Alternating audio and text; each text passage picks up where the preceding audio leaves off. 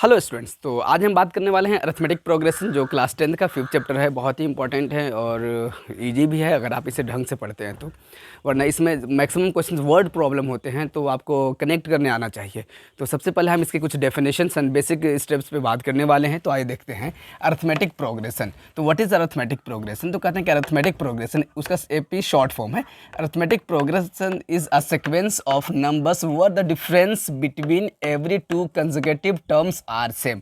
कहता है कि अरिथमेटिक प्रोग्रेशन जो क्या है, एक नंबर्स का सीक्वेंस बना होगा, उसमें से कहीं भी टू नंबर्स कंसेक्यूटिव के मतलब लगातार, कहीं से भी दो लगातार नंबर को आप लेते हैं और उसका डिफरेंस करते हैं। डिफरेंस का मतलब होता है अगले टर्म में से पिछले टर्म्स को सेपरेट कर देना, तो हमेशा सेम मिलना चाहिए। अगर उसका डिफरेंस हमेशा सेम मिलता है किसी भी सीक्वेंस का, किसी भी सीरीज का, किसी भी प्रोग्रेशन का, तो आप उस सीरीज या उस टर्म्स या उस प्रोग्रेशन को आप अरिथमेटिक प्रोग्रेशन कह सकते हैं। अगर मैं एग्जांपल के तौर पे बात करूं तो आइए देखते हैं।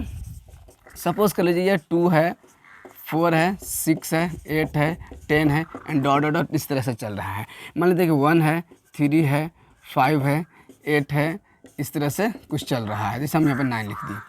अब यहाँ पे दो हमारे पास कुछ सीरीज गिवन है या टर्म्स गिवन है, देख लेते हैं। तो पहले वाले टर्म्स की अगर हम बात करेंगे तो हम कोई भी दो नंबर यहाँ पे उठा लेंगे, जिससे हो गया। तो यहाँ से हमारे पास क्या है, एक 2 है और एक 4 है। इसका डिफरेंस करेंगे यानी 4 माइनस 2, यहाँ पे क्या आता है 2, ठीक है।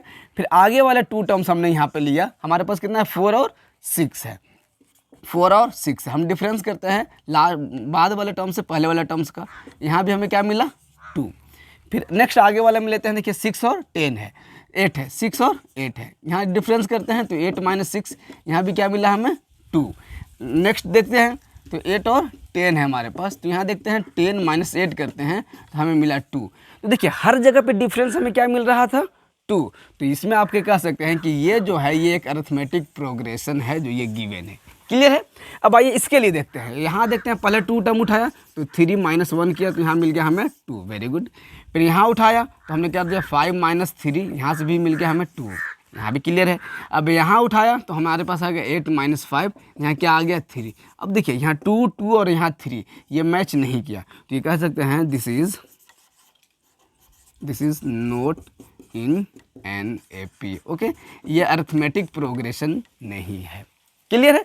तो इस तरह से आपको कोई भी अगर सीक्वेंस टर्म्स या प्रोग्रेशन गिवन रहेगा, आपसे पूछा जाएगा कि check which of the following are in arithmetic progression, यानी कौन जो है उसमें से अरिथमेटिक प्रोग्रेशन है या उसमें से प्रोग्रेशन में है।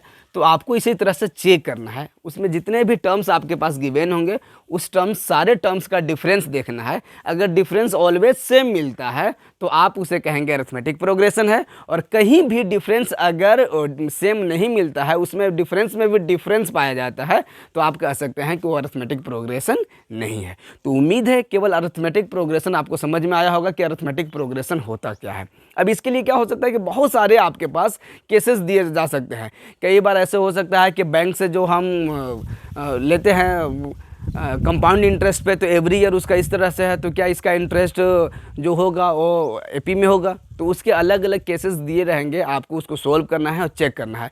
सोल्व करके चेक करेंगे, अगर डिफरेंस सेम आया तो आप कहेंगे अरिथमेटिक प्रोग्रेशन में है, अदरवाइज आप कहेंगे अरिथमेटिक प्रोग्रेशन में नहीं है। कई ऐसे मिलेंगे, जैसे किसी भी सिटी में जो फर्स्ट किलोमीटर का टैक्सी का फेयर है वो फिक्स है और बाकी के एवरी किलोमीटर के लिए 10 रुपये पर किलोमीटर वो चार्ज करता है, तो क्या अरिथमेटिक प्रोग्रेशन में है? तो ऐसे भी कहा जाता है।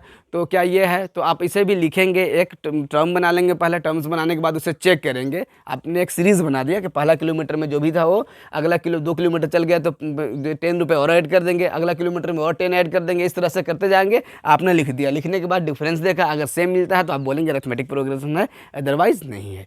तो आइए अब इसके कुछ एक बेसिक और बहुत ही सुंदर सा फॉर्मूला है उसे देखेंगे। तो जिस तरह से आपने यहाँ पे लिखा हुआ देखा, दरअसल इसे हम लोग फर्स्ट टर्म ट्रीट करते हैं। फर्स्ट टर्म, तो फर्स्ट टर्म के लिए लिखते हैं हम लोग A1, इसके लिए हम लोग लिखते हैं A2, इसके लिए लिखते हैं A3, इसके लिए A4 एंड डॉट डॉट ऐसे टर्म चलते रहते हैं। तो पहले टर्म को लिए लिखते हैं हम लोग A1, फिर लिखते हैं A2, फिर लिखते हैं A3, फिर A4, फिर डॉट डॉट डॉट ऐसे चलते रहता है। लास्ट टर्म के लिए हम लोग कभी कभी AN लिख देते हैं, AN यानी nth टर्म यानी लास्ट टर्म ऐसे कह देते हैं। इस तरह से हम लोग टर्म्स को लिखते हैं, यानी कोई भी चीज़ दिया होगा, ऐसा जरूरी नहीं है कि 1 होगा तभी फर्स्ट टर्म कहलाएगा। कोई भी है, यहाँ से स्टार्ट है तो आप इसे हम फर्स्ट टर्म सपोज कर लेंगे, ये second term, third term, fourth term, ठीक है। अरिथमेटिक प्रोग्रेशन में होगा तो बोल देंगे this is the first term of arithmetic progression, अगर नहीं है तो उस सीरीज का फर्स्ट टर्म है केवल। क्लियर है। अब इस तरह से अगर रहेगा तो मान लेते हैं कि हमारे पास अगर यहाँ पे 1 2 3 4 5 टर्म्स गिवन थे, लेकिन अनफॉर्चुनेटली आपसे पूछ दिया जाता है कि जो ये अरिथमेटिक प्रोग्रेशन है, लेकिन इसका 1000 टर्म जो होगा उसका वैल्यू क्या होगा। अब 5 टर्म्स तो दिखाई दे रहा था, अगर 8 10 का था तो हम 2 और ऐड करते करते फाइंड आउट कर लेते, लेकिन कहा था 100 टर्म अगर होगा तो उसे क्या कहेंगे। तो यहाँ पे एक दिक्कत है, तो आइए सीखते हैं एक फॉर्मूला फाइंड आउट करने के लिए। देखिए फर्स्ट टर्म को हमने यहाँ पे A1 कहा, फर्स्ट टर्म के लिए हम लोग लिखते हैं A, फर्स्ट टर्म, इसको फर्स्ट टर्म कहते हैं, इसके लिए हम लोग देंगे A। और जो डिफरेंस आपने देखा अरिथमेटिक प्रोग्रेशन होगा तभी निकालना है, तो डिफरेंस हमेशा क्या होता है, सेम होता है। तो सेम होने की वजह से हम बोलते हैं कॉमन डिफरेंस, कॉमन के मतलब होता है सेम, तो common difference, common difference, common difference को हम लोग लिखते हैं D। ठीक है, तो इसका मतलब है कि इन दोनों में जो डिफरेंस है, पहले वाला में डिफरेंस को ऐड करने से आया था, देखिए यहाँ पे कितना का डिफरेंस था 2 का, तो पहले वाला में 2 ऐड कर दिया तो 4 आ गया, फिर इसमें फिर से 2 ऐड कर दिया तो 6 आ गया, फिर 6 में फिर से 2 ऐड कर दिया तो 8 आ गया। यानी डिफरेंस को क्या करते हैं, हर अगला टर्म में ऐड कर देते हैं, तो नेक्स्ट टर्म हमें मिल जाता है। तो सपोज कर लीजिए A1 इज इक्वल टू हमारे पास क्या है, A है, तो A2 क्या होगा, A2 हमारे पास क्या होगा, A2 इज इक्वल टू होता है A1 प्लस D। A1 को हम लोग क्या लिखे हैं, A प्लस D, आपको याद रखना। देखिए ये हमारे पास A2 हो गया, ये हमारे पास क्या हो गया, A1। ठीक है, अब A3 की बात करेंगे तो A3 में A2 में D जोड़ना होगा, इसका मतलब हो गया A2 प्लस D। अब A2 का वैल्यू क्या निकाला है आपने, A प्लस D, तो A2 की जगह पे लिखेंगे A प्लस D और फिर यहाँ पे क्या है प्लस D, यानी क्या आ गया A प्लस 2D। क्लियर है। अब आइए A4 की बात करेंगे, A4 यहाँ है, तो A4 क्या होगा, A3 के बाद आता है, तो 3 में भी क्या करना होगा, D ऐड करना होगा हमें, तो हम लिखेंगे A3 प्लस D। अब देखिए A3 यहाँ है, A3 का वैल्यू आपने क्या निकाला है, A प्लस 2D, तो हम लिखेंगे A plus 2D and plus ये भी एक D है, तो आपके पास फाइनली मिल गया A प्लस 3D। अब आप इसे ध्यान से देखेंगे इन चीज़ों को तो आपको एक बात समझ में आएगी, एक पैटर्न बनने लगा। अगर यहाँ पे है A1 को क्या लिख दिया A, और इसको कुछ नहीं तो प्लस में 0D हम लोग लिख सकते हैं, 0D का मतलब कोई वैल्यू नहीं, तो A1 क्या हो गया A प्लस 0D, A2 में A प्लस D, हर जगह पे आपको A दिखाई दे रहा होगा, यानी कोई भी टर्म पूछा जाए A आपको लिखना ही लिखना है।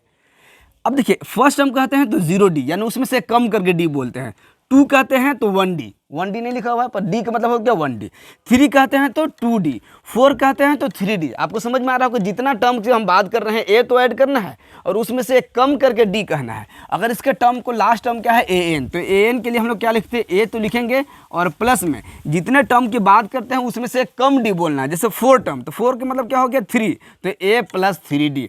यहाँ लिखा है A3 में क्या होता है, एक कम करेंगे तो 2, यानी A प्लस 2D। यहाँ से कहेंगे AN, तो A माने पहला टर्म तो लिखना है और N में से एक कम करके लिखेंगे, तो N में से कम नहीं समझ में आ रहा तो N-1 कर देंगे और इधर क्या कर देंगे D से मल्टीप्लाई। तो ये होता है फॉर्मूला हमारा AN का। AN बहुत ही इंपॉर्टेंट फार्मूला है, आपको ये 2 एक्सरसाइज में बहुत काम आने वाला है और काफ़ी बढ़िया फार्मूला है।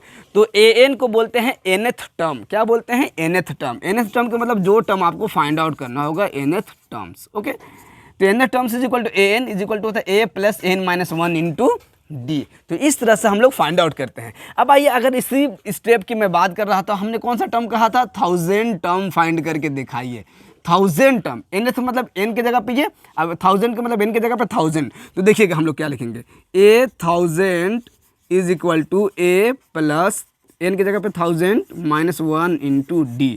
इसका पहला टर्म क्या था 2 प्लस ये हो जाएगा 999 इंटू इसका कॉमन डिफरेंस कितना निकाले थे हम लोग, 2 निकाले थे। अब इनको पहले मल्टीप्लाई कर दीजिए, देखिए ऐसे हो गया। आप इसे ऐड कर दीजिए तो कितना आ गया 2000। आ गई बात समझ में। तो इसका जो 100 यानी 1000 टर्म्स होगा उसका वैल्यू होगा 2000। तो इस तरह से आप अरिथमेटिक प्रोग्रेशन में nth टर्म फाइंड आउट कर सकते हैं या an फाइंड आउट कर सकते हैं, या बीच में कोई भी मिसिंग टर्म होगा वो आप फाइंड आउट कर सकते हैं। ये अरिथमेटिक प्रोग्रेशन का आपका इंट्रोडक्शन क्लास हो गया। आपको और बेहतर जानना है अरिथमेटिक प्रोग्रेशन के, कहीं से भी किसी भी NCERT हो, RS अग्रवाल हो, RD शर्मा हो, किसी भी बुक से अगर आपको कोई भी क्वेश्चन डाउट होगा तो आप कमेंट कर सकते हैं और इसका अगला वीडियो हम ज़रूर कल अपलोड करेंगे। And finally thanks for